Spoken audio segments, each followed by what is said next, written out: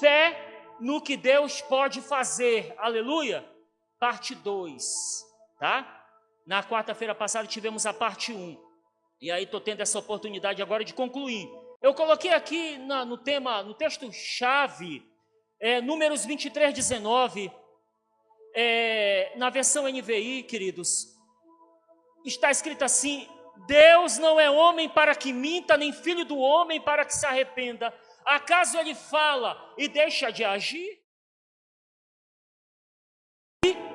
Essas são palavras aqui do profeta Balaão, né? Balaão, profeta Balaão, é isso, né? Aquele profeta que a mula falou com ele, vocês sabem quem é ele, né? E ele tinha sido comprado por um rei inimigo do povo de Deus, do povo de Israel, para liberar, durante a batalha, palavras de maldição sobre o povo de Israel. Ele foi contratado pelo rei, o rei ia pagar uma boa grana ali para ele. Olha, profeta, sobe lá no monte e libera sobre Israel palavras de maldição. Aí ele não conseguia liberar palavras de maldição. Ele abria a boca para amaldiçoar e liberava a bênção. Aí o rei, cara, eu te contratei para amaldiçoar o povo de Israel, o povo que é meu inimigo, e tu vem aqui e tu faz o contrário do que nós contratamos. E ele disse: olha, como é que eu vou amaldiçoar aquilo que já está abençoado? Como? Aí ele cita essa palavra aqui, né? Deus já liberou a bênção. Se ele falou, está falado. Se ele prometeu, está prometido. Não tem como, Deus já abençoou esse povo. Quando você recebe isso para a sua vida, você é extremamente mega blaster power plus, imensamente abençoado em Jesus.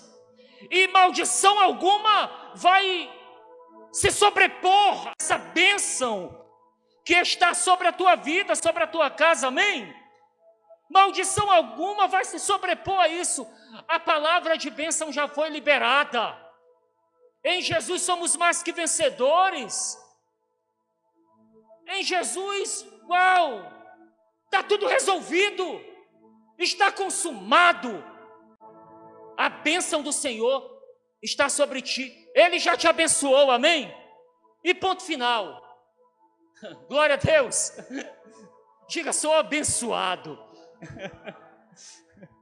Glória a Deus por isso. Maior é a bênção que está em nós do que a maldição que o capeta tem para liberar. Aleluia. Então, vamos ficar firmes nisso. Então, fé no que Deus pode fazer. Aquele que tem fé no que Deus pode fazer, não duvida do que Deus pode fazer. Foi o primeiro ponto que vimos. Aonde eu trabalhei, na questão lá do texto de 2 Reis, capítulo 6 e capítulo 7, que Deus faz a fome do povo em Samaria. Samaria era a capital do reino de Israel. E Deus aplaca a fome do povo ali, que estava em estado de sítio pelo inimigo. Eu já contextualizei bastante isso aqui, e eu não quero mais perder tempo, né? Porque já ficou bem dito. Mas aí Deus foi lá e agiu. Mas por que não duvidar do que Deus pode fazer? Eu coloquei como base essa passagem, porque nessa passagem tem lá um homem que duvidou de que Deus ia aplacar a fome do povo, provendo alimento. E o homem lá, que era o auxiliar do rei em Samaria, disse: isso não vai acontecer, não vai acontecer. E aí o profeta disse: pois tu vai ver isso acontecer, só que tu não vai comer do que Deus vai prover para o povo. E o homem sofreu ali uma consequência pela sua incredulidade. Ele foi pisoteado pelo povo, porque o povo saiu tão faminto em direção à comida que Deus providenciou, que ele morreu ali, um incrédulo. O incrédulo perdeu a bênção. É muito comum isso, né, queridos? É muito comum o incrédulo perder a bênção, não é? O incrédulo perde muito com Deus. E nós temos que manter a nossa fé, amém, queridos? Naquilo que Ele pode fazer. Ele falou, então eu vou esperar. Aleluia, eu vou esperar. Aí a gente passou aqui acerca do ponto aqui que a incredulidade entristece muito a Deus. É uma das coisas que mais, duas coisas que entristecem muito a Deus: incredulidade e dureza de coração. E a incredulidade é uma dureza, é fruto da dureza de coração, né? O orgulho, a soberba, que não se quebranta diante de Deus para reconhecer: Senhor, eu não posso, mas Tu pode. Então eu dependo de Ti, opero. O soberbo, que é duro de coração, jamais entenderá dessa forma. Então Jesus ele deixou muitas vezes a sua indignação contra a incredulidade. Algumas vezes. Tem uma passagem lá em Mateus, aí só o versículo aqui citando, Mateus 17, em que Jesus fica muito chateado com a incredulidade ali dos discípulos. A situação de um pai que está aflito pelo seu filho, que fica possuído por demônios, tem ataques e se joga no fogo e na água, uma coisa dramática em relação ao seu filho. Aí ele chega com Jesus: Jesus, eu já pedi para os teus discípulos ajudarem meu filho, curarem ele, livrar ele desse mal, mas eles não conseguiram. Aí Jesus diz isso, no capítulo 17 de Mateus, versículo 17: ó geração incrédula e perversa, até quando eu estarei com vocês? Olha só o que Jesus falou: até quando eu vou estar com vocês? Até quando terei que suportá-los? Olha isso, é duro. Jesus falou isso: até quando eu vou ter que suportar vocês, seus incrédulos? Quase que ele ora para o pai, eu imagino, né? Pai, vamos logo que eu já não aguento mais. Manda logo essa cruz, que eu tenho que fazer, porque está difícil conviver com esses incrédulos. Aí depois ele até fala: olha, isso é uma raça de demônio, uma casta, um tipo de demônio que só sai com jejum e oração. Mas é muito interessante o que o pai desse menino fala. É a mesma passagem que dá mais detalhes dessa situação. E Jesus vai lá, expulsa o demônio, enfim. E o pai do menino, olha que interessante, um exemplo que nós temos que seguir em momentos de dificuldades que enfrentamos e que estamos com a nossa fé por um fio e a incredulidade está querendo tomar conta do nosso coração. Olha só, Marcos 9, 24, eu acredito que é essa passagem. Se não for, o telão dirá para nós, o telão dirá. Está podendo usar o telão aí? Está podendo? O telão dirá se é Marcos 9, 24. Olha só, eu vou ler aqui. Imediatamente o pai do menino exclamou: creio, ajuda-me a vencer a minha incredulidade. Isso, ajuda-me a vencer a minha incredulidade. Olha só o que esse pai pediu a Jesus, declarou a Jesus de coração aberto, com humildade. Então, em momentos difíceis, queridos, estamos percebendo que a nossa fé está meio balançada. Declaremos o que esse homem declarou. Jesus disse: olha, eu posso curá-lo, você crê?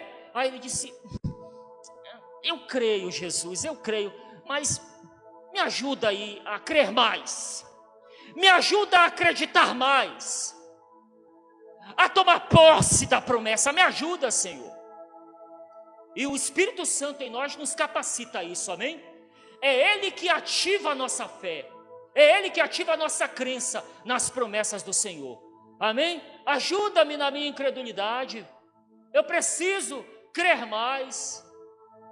Isso é lindo, né, queridos? A humildade, reconhecer as nossas fraquezas é lindo. Aí, meu irmão, não tem outra. Deus vem nessa hora e nos entope de fé, nos enche. O primeiro ponto, não duvida do que Deus pode fazer. O segundo ponto, declara o que Deus pode fazer. É importantíssimo declarar, amém, queridos? Porque no momento em que abrimos a boca e proclamamos fé, que é o mesmo que profetizar, proclamar a fé, profetizar, algo acontece dentro de nós. Não é à toa, como eu já disse aqui algumas vezes, você bem sabe disso, por experiência própria, que às vezes a gente chega aqui no culto, meu irmão, só a gente sabe como a gente chegou aqui. Eu fico imaginando os irmãos do louvor aqui. Às vezes eu tenho certeza que alguns deles aqui do louvor chega, só Deus sabe como eles chegaram aqui. A alma está abatida, o coração, é aquela sensação, abatido, sei lá, sentimentos negativos no coração. Acontece. Não somos super crentes. Não somos. Ninguém aqui tem um S no peito e tem uma capa vermelha e namora com a Loslane. Com a Loslane. Ninguém aqui é super. Temos nossos momentos que estamos no vale. Mas, meu irmão, é só abrir a boca e começar a louvar. Você já reparou? Com 5 minutos de louvor, olhe lá, se não for demais 5 minutos, você já está começando a pipocar no espírito. Está começando a ficar assanhado. No bom sentido. Né? Já fica. Por quê? Você proferiu fé. Deus, tu és grande. Os louvores, as canções que liberamos, enfim, é isso, querido. Proclamar, declarar o que Deus pode fazer. E tem alguém na Bíblia que sabia muito bem fazer isso. Davi. Nos Salmos você vê muito bem ele declarando quem é o seu Deus. É muito lindo no Salmo 121. Salmo 121. Eleva os olhos para os montes. De onde me virá o socorro? Aí ele começa a declarar: o meu socorro vem do Senhor. Olha, ele está declarando que há problemas. Sim, tem problemas. Mas eu tenho um Deus que é maior, que pode me livrar, me dar vitória, né? Ele não nega as dificuldades, mas ele não foca só nisso. Ele declara quem é o seu Deus. Amém? Eu tenho um Deus que é poderoso, aleluia. Declarar isso. Outro salmo aqui que eu separei, o Salmo 46, que não é de Davi, é um outro salmista aí. O Senhor dos Exércitos, versículo 7, Salmo 46, versículo 7. O Senhor dos Exércitos está conosco. O Deus de Jacó é o nosso refúgio. O Senhor dos Exércitos está comigo, aleluia. Em meio às dificuldades, Ele está presente. Estão me acompanhando, queridos? Amém? Amém? Isso é muito poderoso, declarar quem é o nosso Deus. O salmista no versículo 8, no versículo 8 desse mesmo Salmo 46, ele declara: venham e vejam as obras do Senhor.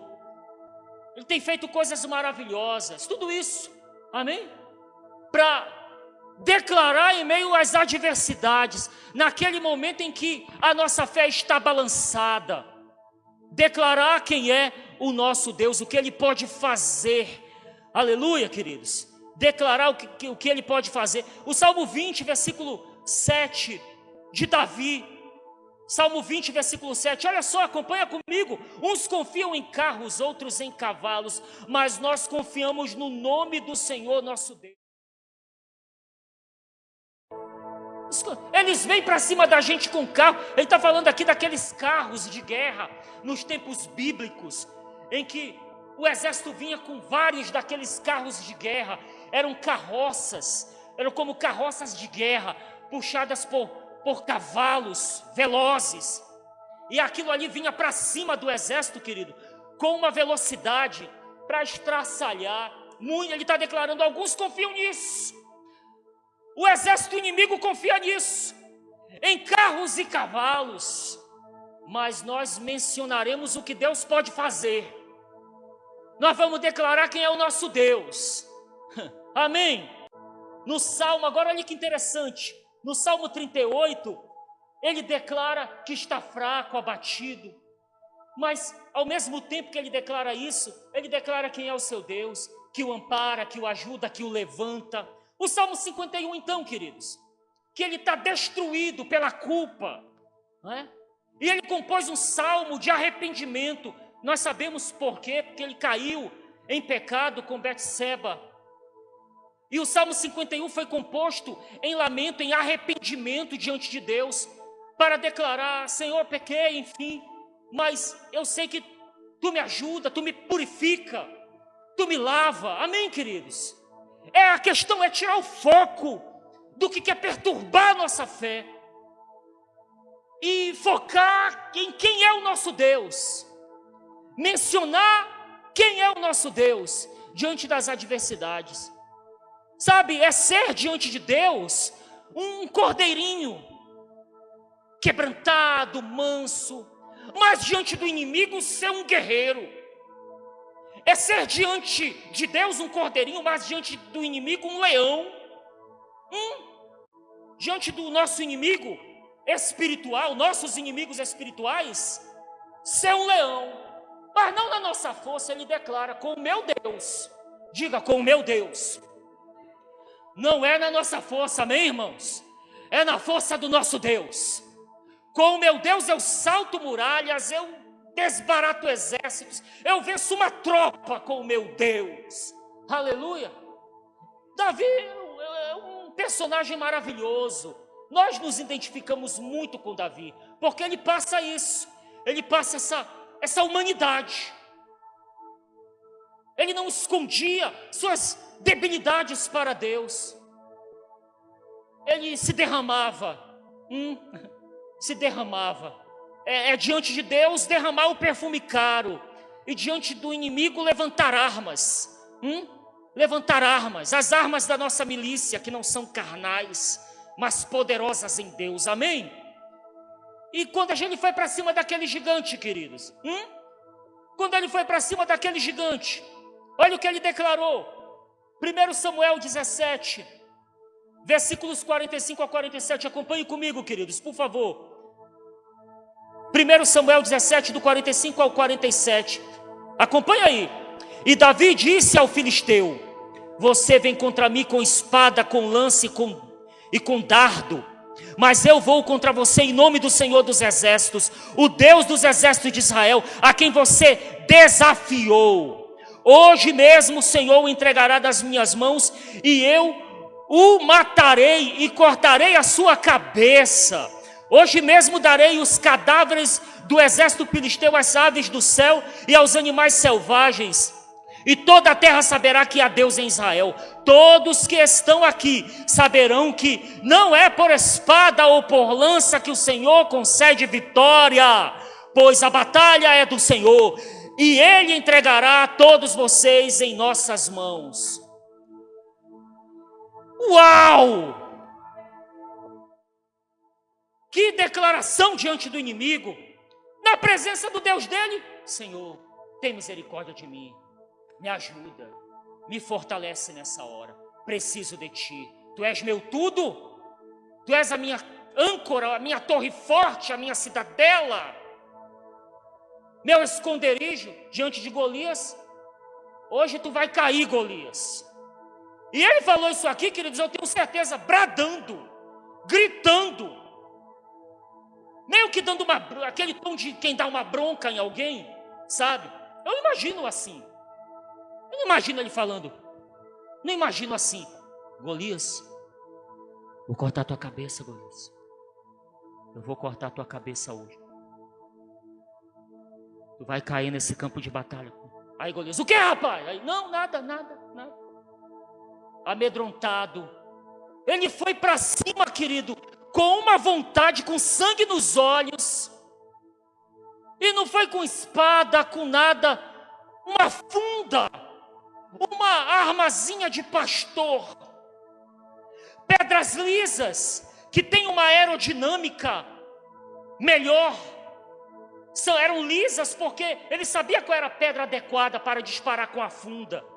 Eram pedras com uma boa aerodinâmica para derrubar o inimigo. Você é uma pedra dessa, amém? Trabalhada no rio de Deus. O que deixa uma pedra lisa? O rio. A água batendo na pedra direto, a corrente da água vai quebrando aqueles mondrongos, aquelas pontinhas lá, aquela pedra deformada vai ficando arredondadinha, trabalhadinha, no ponto. No ponto. Davi escolheu 5 dessas pedras, no ponto. E nós somos trabalhados pelo rio de Deus diariamente, amém? Para derrubar gigantes, aleluia. Ele pegou uma só, não precisou nem das 5, e derrubou. E depois o decapitou. Uau! E toda vez... Cara, Davi, a morte de Golias foi uma morte extremamente humilhante, queridos. Uma morte humilhante para um guerreiro. Humilhante. Morreu por um rapaz de 17 anos, é o que se estima-se que ele tinha ali, 17 anos, um jovenzinho, que não foi para cima dele com espada, com lança, mas foi com uma arminha, com joga-pedra. Olha que forma humilhante para Golias morrer. Um guerreiro como Golias não queria morrer daquela forma. Um guerreiro, naquela época, queria morrer em um duelo com um outro guerreiro tão bom quanto ele. E eles duelando ali ao pôr do sol, até que um fosse derrotado pelo outro. Uma morte gloriosa em batalha, em campo. Mas não, um pastorzinho jogou uma pedra na cabeça dele, catapimba, pô, no chão. Aí depois ele foi lá, pá, na cabeça, CPF cancelado. Na hora. Detonou, humilhado. Essa questão da morte honrosa para o guerreiro era muito importante. Morrer dessa forma, imagina, invicto. Aí eu lembro, toda vez que eu falo dessa passagem, toco nesses pontos, eu lembro do filme Gladiador. O filme Gladiador, filmaço. Abri um parêntese aqui, querido, estou abrindo aqui, ó, parêntese. O que está acontecendo com os filmes hoje, hein, queridos? Só filme ruim. Um monte de filme ruim. E nós sabemos por que está ruim. Por causa das patas podres do progressismo.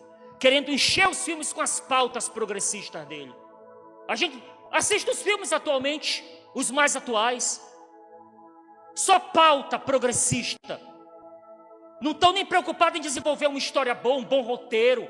Eles querem lacrar, como a gente costuma dizer. Jogar na nossa cara essas pautas dele. Né? Horrível, querido. O Oscar. Esse Oscar aí, hoje, meu irmão, não vale de nada.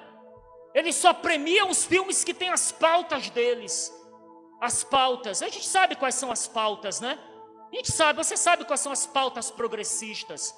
Você sabe, né? Agora, infelizmente, se a gente começar a falar dessas coisas, contra essas coisas, a gente é do ódio. A gente acaba sendo taxado que a gente é do ódio. A gente quer defender família, defender a vida no ventre da mãe. A gente quer que bandido pague pelo que fez. E tantas outras coisas. Mas se a gente querer essas coisas, simplesmente defender. Colocar, olha pessoal, não é assim, é assim. Deus, a palavra de Deus, ela diz assim, assim. Não, você é do ódio. Você é um intolerante. Olha só que nível chegamos. Os valores invertidos, né? Mas deixa eu fechar esse parêntese aqui. Fechou parêntese. Ok? Deixa eu ir pro... Aí, Gladiador. Olha que interessante. Aquela parte lá do filme. Quantos aqui já assistiram Gladiador? Meu Deus, você está perdendo o filmaço. É um dos filmes que você tem que ver antes de morrer. Se você gosta de filme, de um bom filme, assista. Eu recomendo. E aí, o que acontece? O Máximos, que é o personagem principal do filme, é levado para ser executado na floresta, porque ele foi falsamente acusado de ter matado o imperador de Roma. Mas foi outra pessoa, mas ele foi acusado justamente. E lá, aí ele é um guerreiro, Máximos era um guerreiro de Roma, né? E aí, lá vai o Carrasco. O Carrasco, se ajoelha aí, rapaz. Vou decepar a tua cabeça agora. Era a execução dele, né? Ele amarrado com as mãos aqui. Aí o executor lá pegou a espada. Já ia fazer assim, queridos, ó. Segurando assim, ó. Aí o Máximos fala, né? Para se safar daquela situação, ao menos me dê uma morte digna. Me dê uma morte honrosa. Não decepa a minha cabeça, não. Me dá uma morte de soldado. Eu quero uma morte de soldado. Como o soldado morre no campo de batalha. Ou seja, eu quero uma estocada de espada. Eu quero ser estocado pela espada. Perfurado. E não ter a minha cabeça cortada. Aí o soldado lá, o executor. Tá bom. Foi. Aí no que ele muda assim, querido, a posição da mão assim, que ele tá assim. Ele faz assim para nessa mudada de mão, meu irmão Máximo dá uma cabeçada para trás, derruba o caboclo, zap, ali mesmo. Aí vem outro de cavalo e só passa para o outro lado e zap. Meu irmão, o caboclo era muito bom, meu irmão. O Máximos, uau! Ao menos me dê uma morte de soldado, de guerreiro. Eu quero morrer com uma morte de guerreiro, um ferimento de guerreiro. Eu não quero morrer com um ferimento de um criminoso, de um qualquer, um covarde. Não, olha só, Golias morreu de uma morte horrorosa, vergonhosamente falando, humilhado, morto por um pastorzinho, pedrada na cabeça. Que maravilha! Ei, tu vem contra mim com espada, com canhão, eu vou para cima de ti em nome do Senhor dos Exércitos. E Golias caiu ali mesmo, amém? Porque Davi sabia o quê? Segundo ponto que a gente está trabalhando aqui, Davi sabia o que ele declarava, o que Deus podia fazer, amém? Quem tem fé no que Deus pode fazer, declara o que Deus pode fazer. Quantos estão entendendo? Amém? E o último ponto dessa parte 2 aqui, não se esquece do que Deus fez, amém? Aí o salmista Davi lá no Salmo 103, né? A gente conhece muito bem, que ele fala para si mesmo, né? Ele não te esquece dos benefícios do Senhor. Ele fala para si mesmo, bendize, ó minha alma, ao Senhor, e não te esqueça dos benefícios do Senhor, amém? Porque além de ter fé no que Deus pode fazer, declarar o que Deus pode fazer, e o que Deus já fez? E o que Deus já fez, que não foi pouco, não? Você pode contar o que Deus já fez por você? Tem a canção da harpa, né? O hino da harpa lindo, aquele hino da harpa cristã. Conta as bênçãos, conta quantas são recebidas da divina mão, uma a uma, dize-as de uma vez, e hás de ver surpreso o quanto Deus já fez. Deus já fez coisas grandiosas na tua vida, meu irmão, tenho certeza. E nós não podemos esquecer dessas coisas, amém? O salmista declarou, não te esquece de nenhum dos benefícios que o Senhor fez. Eu gosto muito da passagem de 1 Samuel 7, fechando aqui já, que o meu tempo já estourou, eu sei. 1 Samuel 7:12. Então Samuel pegou uma pedra e a ergueu entre Mispa e Sem, e deu-lhe o nome de Ebenezer, dizendo, até aqui nos ajudou o Senhor. Quantos tomam posse dessa palavra? Quantos podem declarar como Samuel declarou, até aqui o Senhor me ajudou? Não foi por mim, pelo meu intelecto, força, habilidade, ser bom em alguma coisa, tudo vem de Deus. O que recebemos que não veio de Deus? O quê? O que recebemos que não foi Deus que deu? Então tudo é dele. E Samuel ergueu esse altar de pedras como memorial, para que o povo não esquecesse que Deus deu livramento para eles ali no campo de batalha, quando eles enfrentaram, quando os filisteus, mais uma vez os filisteus, estavam vindo para cima do povo, e Deus trovejou sobre o povo, e o povo filisteu, o exército filisteu ficou amedrontado e saiu correndo, desesperado, e eles entenderam, foi o Senhor que fez isso. Claro que foi Ele, a glória dEle, é tudo para Ele, toda honra e glória para o nosso Deus. Eu não me esquecerei disso, até aqui nos ajudou o Senhor, amém, queridos?